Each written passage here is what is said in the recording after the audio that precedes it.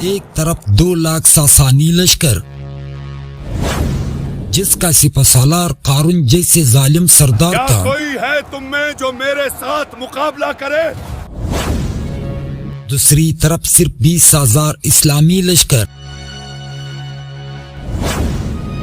جس کا سپہ سالار خالد بن ولید رضی اللہ عنہ تھا۔ ایسا لگ رہا تھا کہ آج اسلام مٹ جائے گا، لیکن پھر خالد بن ولید رضی اللہ عنہ نے ایک ایسی چال چلی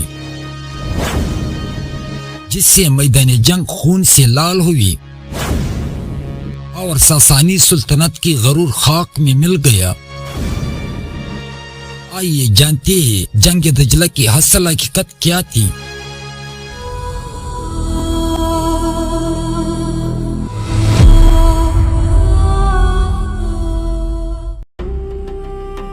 بسم اللہ الرحمن الرحیم۔ جنگ ذات السلاسل ختم ہو چکی تھی۔ خالد بن ولید رضی اللہ عنہ نے ایرانیوں کو عبرتناک شکست دی تھی۔ مدینہ میں فتح کی شادھانے بج رہے تھے،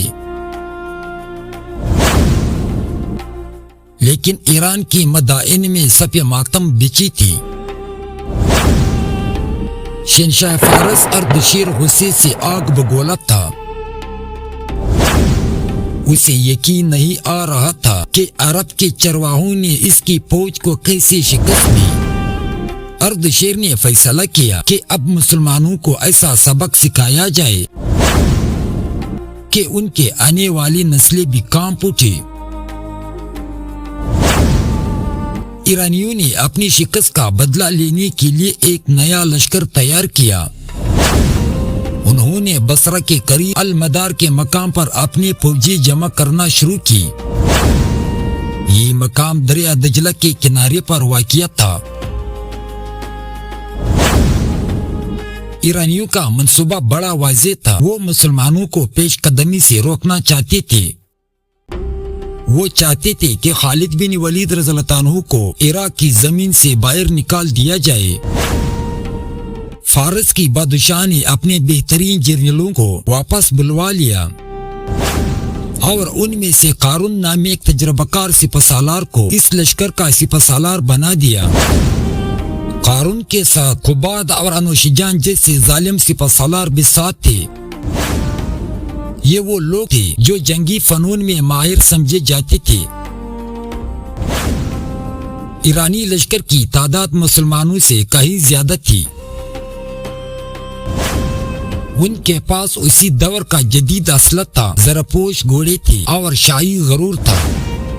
لیکن وہ ایک بات بھول گئے تھے، وہ اس بار کسی عام دشمن سے نہیں لڑے گا بلکہ خالد بن ولید رضی اللہ عنہ سے ٹکرانے جا رہے تھے۔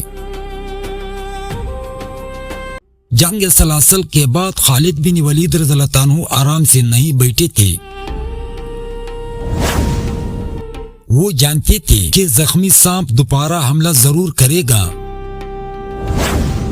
جیسے ہی انہیں اطلاع ملی کہ ایرانی لشکر المدار میں جمع ہو رہا ہے، فوراً حضرت خالد بن ولید رضی اللہ عنہ نے اپنے لشکر کو حکم دیا۔ ان کے ساتھ وہ جری مجاہدین تھے جو موت سے محبت کرتے تھے۔ وہ جانتے تھے کہ یہ جنگ پچھلی جنگ سے بہت سخت ہوگی، کیونکہ ایرانی اب بیدار ہو چکی تھے۔ ادھر دریا دجلہ کی لہریں ایک خونی داستان کی گواہ بننے والی تھی۔ خالد بن ولید رضی اللہ عنہ نے اپنے لشکر کے ساتھ ریگستان میں بجلی کی تیزی سے میدان کی طرف جا رہا تھا۔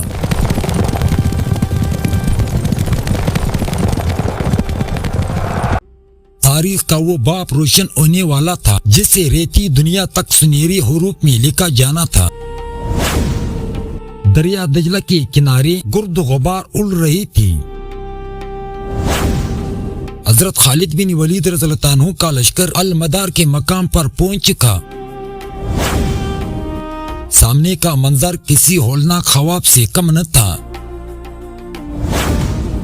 ایرانی سپہ سالار قارون نے اپنی فوج کو دجلہ کے سامنے پھیلا دیا تھا۔ اس نے ایک خطرناک چال چلی تھی. اس نے اپنے پیچھے دریا کو رکھا تھا. اس کا مطلب تھا کہ ایرانی فوجی بھاگ نہیں سکتے تھے. انہیں یا تو لڑنا ہے یا تو دریا میں ڈوب کر مرنا ہے. ایرانیوں نے اپنی کشتیاں بھی کنارے پر لگا لی تھی تاکہ ضرورت پڑنے پر مزید کمک منگوائی جا سکے. قارون کو اپنی طاقت پر ناز تھا کہ خالد بن ولید رضی اللہ عنہ کی چھوٹی سی فوج کی طرح بہہ جائے گی. حضرت خالد بن ولید رضی اللہ عنہ نے عقاب جیسی نظروں سے میدان کا جائزہ لیا. انہوں نے دیکھا کہ دشمن کی تعداد تو بہت زیادہ ہے. خالد بن ولید رضی اللہ عنہ نے اپنے لشکر کو 3 حصوں میں تقسیم کیا. پہلا حصہ میمنہ یعنی دایاں حصہ، دوسرا حصہ مسیرہ یعنی بایاں حصہ، اور تیسرا قلب یعنی مرکزی حصہ.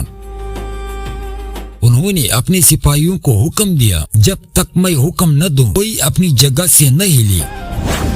مجاہدین کی آنکھوں میں شہادت کی تمنا رقص کر رہی تھی. وہ جانتے تھے کہ اجنبی زمین ہے اور دشمن اپنے گھر میں لڑ رہے ہیں، لیکن ان کا بھروسہ اپنی تلوار پر نہیں اللہ کی نصرت پر تھا. عرب کی جنگی روایت کے مطابق لشکر آمنے سامنے کھڑے ہو گئے. گرد و غبار کی بادل آسمان سے باتیں کر رہے تھے کہ اچانک ایرانی صفوں میں سے 3 بڑے سورما نکلے. سپہ سالار قارون، اس کے ساتھ قباد اور انوشیجام بھی تھے. یہ تینوں فارس کے مانے ہوئے پہلوان. وہ اپنے گھوڑوں پر سوار تکبر کے ساتھ آگے بڑھے. قارون نے بلند آواز میں کہا، کیا کوئی ہے تم میں جو میرے ساتھ مقابلہ کرے؟ اس کی آواز میں حقارت اور غرور تھا. وہ سمجھ رہا تھا کہ شاید مسلمان ڈر جائیں گے، مگر وہ نہیں جانتا تھا کہ یہاں ہر سپاہی موت کو گلے لگانے کے لیے بےتاب ہے. ابھی قارون کی آواز کی بازگشت ختم نہیں ہوئی تھی کہ مسلمانوں کی صفوں سے ایک سوار بجلی کی طرح نکلا. وہ کوئی اور نہیں، خود خالد بن ولید رضی اللہ عنہ تھے. ان کے ساتھ حضرت محمد بن عدی رضی اللہ عنہ اور حضرت عاصم بن عمرو رضی اللہ عنہ بھی نکلے تھے. میدان جنگ میں جیسے وقت تھم گیا ہو، ہزاروں انکے ان 6 جنگجوؤں پر ٹکی ہوئی تھی. خالد بن ولید رضی اللہ عنہ سیدھا قارون کے بالکل سامنے جا کھڑے ہوئے.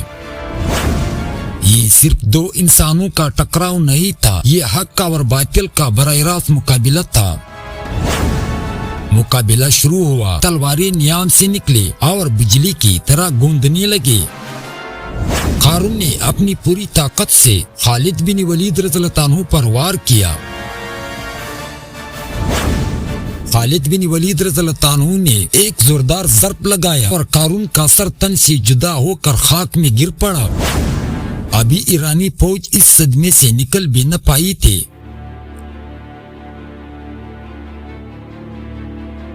چند ہی لمحوں میں ایرانیوں کے تینوں بڑے سپہ سالار خون میں لت پت زمین پر پڑے تھے. پورے میدان میں مسلمانوں کی نعرہ تکبیر اللہ اکبر کی صدا گونج اٹھی. ایرانی لشکر کی آنکھوں کے سامنے ان کے تینوں بڑے جرنیل ڈھیر ہو چکے تھے. ایرانی لشکر نے عام جنگ شروع کی. ان کے صفوں میں کلبلی مچ گئی.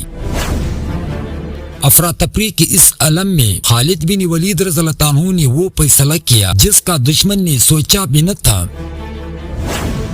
حضرت خالد بن ولید رضی اللہ عنہ نے اپنے پورے لشکر کو ایک ساتھ حملے کا حکم دیا. اللہ کے سپاہیوں آگے بڑھو اور ان کا نام و نشان مٹا دو. ہزاروں مجاہدین ایک آئینی دیوار بن کر ایرانیوں پر ٹوٹ پڑے. یہ حملہ اتنا شدید تھا کہ دشمن کی پہلی سب چند ہی سیکنڈ میں بکھر گئی. اب یہ کوئی عام جنگ نہیں رہی تھی، بلکہ ایک طرف سے الغار تھی اور دوسری طرف صرف چیخیں اور آوازیں تھی. ایرانیوں کے پاس پیچھے ہٹنے کا راستہ نہیں تھا. ان کے پیچھے تلاطم خیز دریا دجلہ بہہ رہا تھا. مجاہدین کی تلواریں بجلی بن کر گر رہی تھی. خالد بن ولید رضی اللہ عنہ خود میدان کے بیچ بیچ موجود تھے. وہ جہاں کا رخ کرتا وہاں لاشوں کی ڈھیر لگ جاتا تھا. ایرانی سپاہی جان بچانے کے لیے دریا کی طرف بھاگ نکلے. سینکڑوں فوجی دریا میں کود گئے مگر لوہے کی وزن نے انہیں پانی کی تہ میں دبا دیا. دریا دجلہ کا پانی سرخ ہو چکا تھا. یہ ان کی انا کا خون تھا جو لہروں کے ساتھ بہہ رہا تھا. کچھ ایرانی دستوں نے مرنے مارنے کی قسم کھائی. انہوں نے مسلمانوں کا راستہ روکنے کی کوشش کی مگر جذبہ ایمانی کے سامنے وہ ٹک نہ سکے. گرد و غبار اتنا زیادہ تھا کہ سورج کی روشنی بھی دھندلا گئی. صرف تلواروں کی ٹکرانے کی آوازیں اور زخمیوں کی چیخوں کی آوازیں سنائی دے رہی تھی. ایرانیوں نے اپنی کشتیاں ساحل سے دور کرنے کی کوشش کی تاکہ جو بچ گئے ہیں وہ فرار ہو سکے. لیکن خالد بن ولید رضی اللہ عنہ کی تیر اندازوں نے دریا کے کنارے کو جہنم کا نمونہ بنا دیا. فرار ہونے کا ہر راستہ بند ہو چکا تھا. دوپہر ڈلنے سے پہلے ہی میدان جنگ کا نقشہ صاف ہو گیا. وہ عظیم ایرانی لشکر جو صبح کے وقت تکبر سے تلملا رہا تھا اب وہ یا تو مٹی کی چادر اڑ چکا تھا یا دریا کی لہروں کی نظر ہو چکا تھا.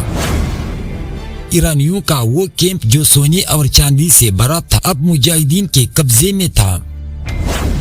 یہ صرف ایک شیر کی فتح نہیں تھی. یہ ایران کی دل مدائن کی طرف بڑھنے والا پہلا مضبوط قدم تھا. خالد بن ولید رضی اللہ عنہ نے اللہ کا شکر ادا کیا. وہ جانتے تھے کہ یہ فتح ان کی طاقت سے نہیں بلکہ اس رب کی مدد سے ملی ہے جو اکیلا اور واحد ہے.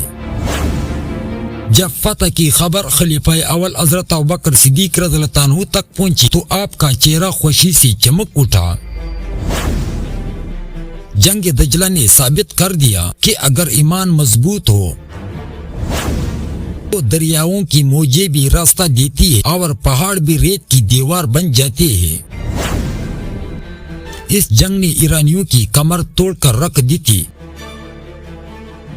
اب ان کے پاس مسلمانوں کو روکنے کا کوئی بڑا بہانہ نہیں بچا تھا.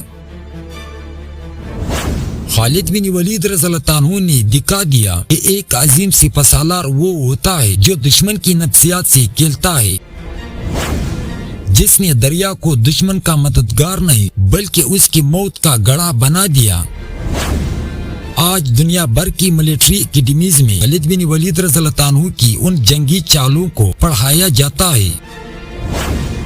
وہ انسان جو کبھی کوئی جنگ نہیں ہارا, وہ جرنیل جس کی تلوار اللہ کی مرضی سے چلتی تھی.